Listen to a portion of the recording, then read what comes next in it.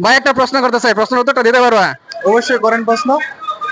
প্রেম বাবু কিসের লেগে বর্তমানে বিখ্যাত আছে? পেরামো তো এখন বর্তমান রেন্ডির লিগা বিখ্যাত আছে। তাই নাকি? Right answer. কারা বানাইছে? রেন্ডি তো রেন্ডারাই বানাইছে। তাই নাকি? Right answer. মেয়েদের দুই পায়ের মাঝখানে কি থাকে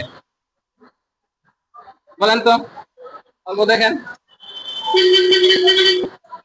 মেয়েদের দুটার মাঝখানে তো ফাঁকাই থাকে।